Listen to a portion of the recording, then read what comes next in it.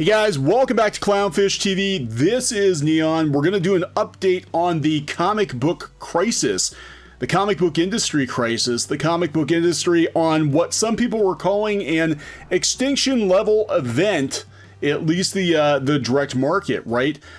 Before I get into comic books in Portland, that's really what the video is about. Portland is most affected by the comic book crisis, don't you know, and Seattle. I do want to give a follow-up to Sean Gordon Murphy's Indiegogo. It's at $127,000 in like 2 days. And again, he got a little bit of pushback from people, including Newsarama, about choosing to go to Indiegogo instead of Kickstarter. Now, let's remember, everybody, Kickstarter has declined 35% since last year.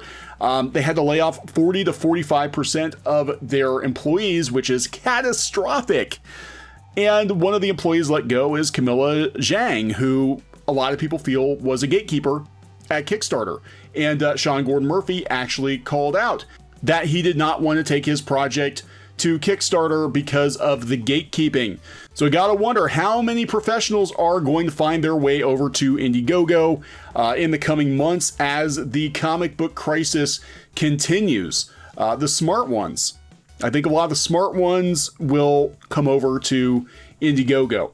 And a lot of people, though, I think are going to be out of a job. It is Darwinism, unfortunately.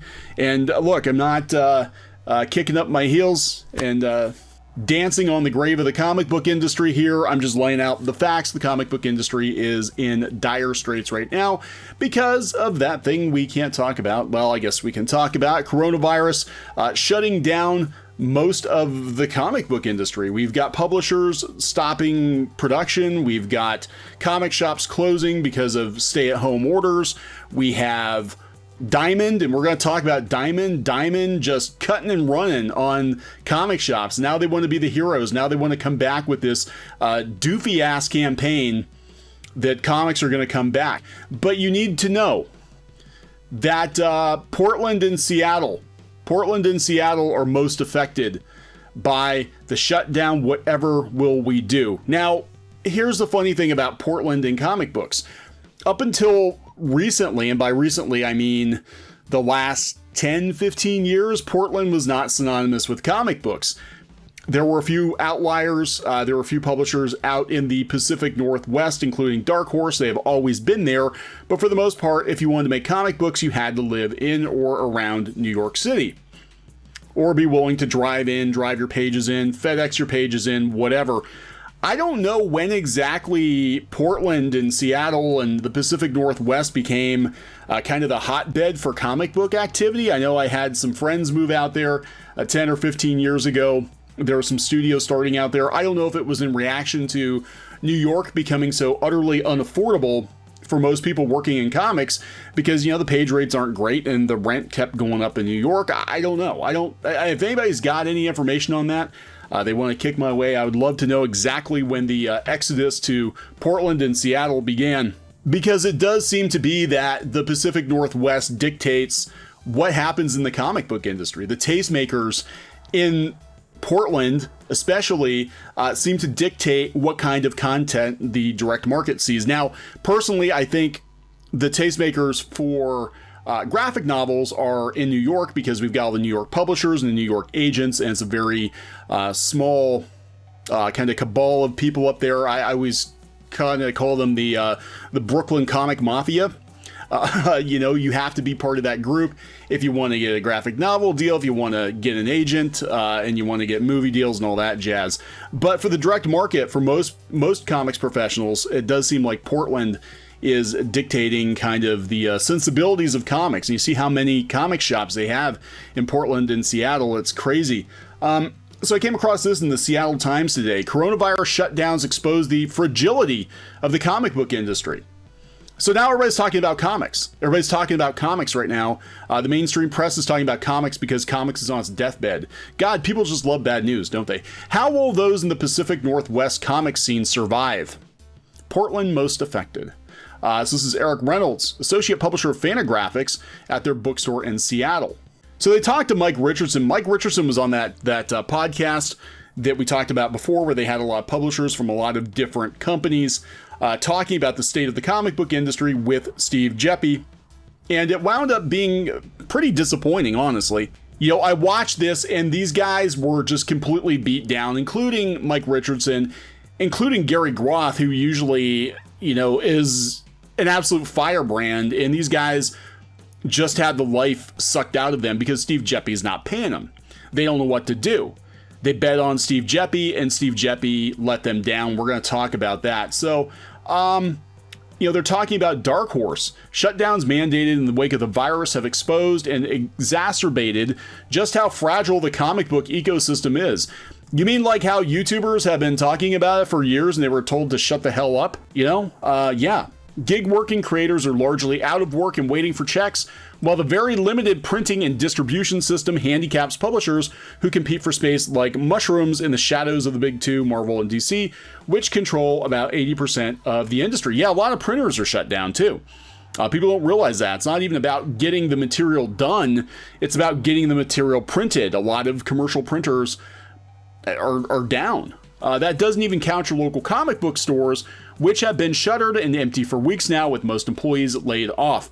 While most stores appear set to reopen as restrictions are lifted, many fear a spiraling economy may eventually drag them down. Who knew that 2020 would be the year the vinyl album in the classic American comic book would just kind of disappear, said Eric Reynolds, associate publisher at Fantagraphics. Fantagraphics may not make it. They may not make it. He says tongue-in-cheek, but it is an apt comparison. We've been saying this for years. Here on CLOWNFISH TV and other YouTube channels have been saying the same thing, that comic book shops are going to go the way of record stores. They're always going to be there. They're just not going to be as important as they were 10, 20, 30 years ago. And it is about nostalgia. A lot of comic shops now are dealing primarily in back issues and collectibles. They're selling nostalgia. Both industries have been sidelined by the pandemic. And they're talking about how North America's two specialized comic book printers, both in Canada, have shuttered, as did the only major comics distributor, Diamond, which handles 75% of comic books sold in the US, distributes them. Already printed comics got trapped in distribution warehouses. Yeah, Diamond cut and run. We talked about this. Steve Geppi, he's like, man, I'm out of here, man. We're out of here. We're laying people off. We're not going to pay people. We're not going to pay publishers what we owe them. We're out of here. And then two new distributors popped up. And I think the only reason that Diamond is coming back like they are, as soon as they are, and with this ridiculous campaign, which I'm going to talk about, is because they have legit competition now. I think if nobody was going to compete with Diamond, that nobody was going to do an end run around Diamond, they would have stayed shut down for a couple of months more. So they're talking about stores doing more work for the same amount of money because now they have to do curbside, they have to do mail order. Will creators get out? Gina Siciliano, one of the many PNW creators left in the lurch by the coronavirus, is supposed to be living her best life right now. The Seattle author and artist of the well-received Fantagraphics. Is this all about Fantagraphics? Is it all about Fantagraphics? Graphic novel, I Know What I Am, published The Passion Project recently. That is kind of the problem, because it's not going to be very profitable, unfortunately. First, it was like, oh my gosh, I'm going to miss out on stuff. As things progressed, it became less about me missing out on stuff, more about, oh my gosh, the world. Now, everybody being in the same boat. Well, that's the problem. The problem is comics are not a top priority for people other than the people who work in comics. I mean, that's the end of the day. Comics are low on the totem pole. They were always low on the totem pole as far as priorities in the entertainment industry. Granted, a lot of movies are based on comics, but in people's day-to-day lives, unless you're working in the comic book industry or are a comic book superfan, comic books rank near the bottom of priorities. I think people will actually pay their Netflix bill before they'll go pick up comic books. So we've got Seattle-based artist Moratat applying to video game jobs. So I think this is what's going to happen. The pandemic has sidelined an important source of cash for a lot of creators.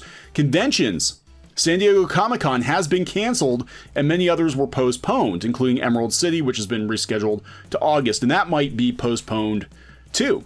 Who knows?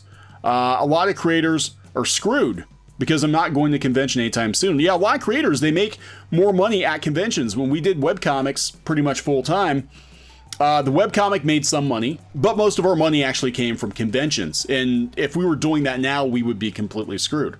Publishers affected in different ways. Each of the Pacific Northwest's 4 big comics publishers is different and is being affected in different ways. They have one thing in common, though. They all sell their products in largely independent comic and bookstores, and they have no control over when and how those stores will open again.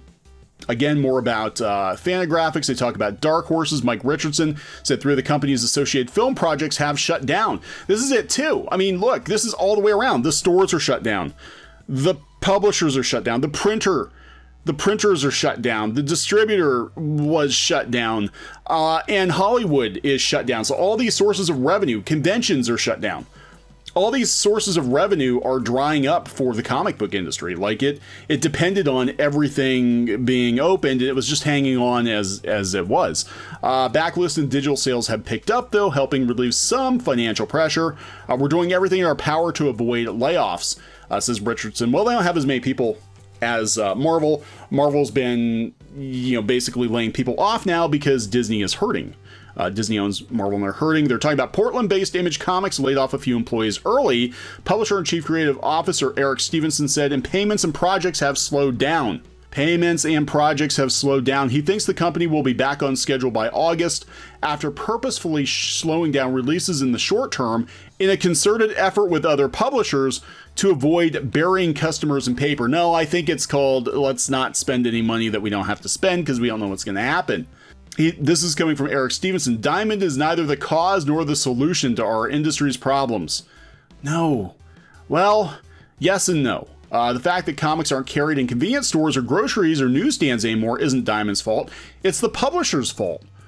Oh, well, look at this. I think maybe some of these publishers are going to have to rethink things. Very interesting. I think a lot of these publishers, if they're going to survive, they're going to have to rethink not just their business model, but they're going to have to rethink the kind of material that they publish. But yeah, Portland especially. There's so many comics creators in Portland, so many comic shops in Portland, in Seattle, in the Pacific Northwest. I think they had to tie it to Seattle, but really, I think we're talking about Portland. So speaking of Diamond, this Back the Comeback charity drive, I talked about that a little bit. It's kind of dumb. It's really, really freaking stupid because as far as I'm concerned, as far as a lot of shop owners are concerned, Diamond created the problem by cutting out. They cut out the first sign of trouble. Oh my God, they trademarked it? Oh my God. Yeah, the first sign of trouble, they were out of here. Now they want to be the heroes. They want to be the ones to bring back comics. They're going to have pandemic collectibles. I didn't really touch on that in the previous video, but a lot of people are talking about this, that basically one of Steve Geppi's sales pitches for this comeback is that people are going to want to collect all the comics released during the pandemic with a little yellow stamp on it. Isn't that in bad taste? I think it's in bad taste. I think it's a very bad taste to have pandemic collectibles. Like, forget about all the people that died. Make sure you get all your comic books with our trademarked comeback sticker on the cover. And it gets worse. Now, I've never watched Jersey Shore. I'll admit, I've never watched it. I don't watch reality TV that much. I don't really care. But this is coming from Jude Terror on Bleeding Cool. 5 more things the comic industry should steal from MTV's Jersey Shore. Because I guess the situation said this. The comeback is always greater than the setback. He's been saying it for years, and that's what Steve Geppi is saying. He's very proud of this logo. Meanwhile, people are stepping over Diamond. They are. We've got Lunar and UCS stepping in. People are selling comics directly, and they're making a lot of money. Not everybody is going to be able to do this. Not everybody is going to have an $800,000 Indiegogo campaign. So you're going to have a lot of creators that are displaced. And I think that this crisis is going to work sort of like a forest fire, and it's going to burn away a lot of dead brush in the way of, unprofitable business models, unsustainable business models. We're going to see publishers fold. We're going to see shops close, and we're going to see people put out of work. But the people who are left might actually be in a better position, because hopefully the comic book industry learns a thing or two from this situation and does a course correction to try to win back old customers, to try to be more profitable, and to try to be more nimble, not put all their eggs into one basket anymore, and be receptive to other ways of selling comics. It's going to have to change. It's going to have to evolve if it's going to survive. So I'm going to wrap this one up. Please subscribe for more pop culture news, views, and rants, and we'll talk later. Hey guys, thanks for watching Clownfish TV. Please consider supporting the channel. Go to clownfishsupport.com. That's clownfishsupport.com. And if you want to join our community, go to clownfishtalk.com. That's clownfishtalk.com. Please subscribe, ring the bell for notifications. We will talk to you next time.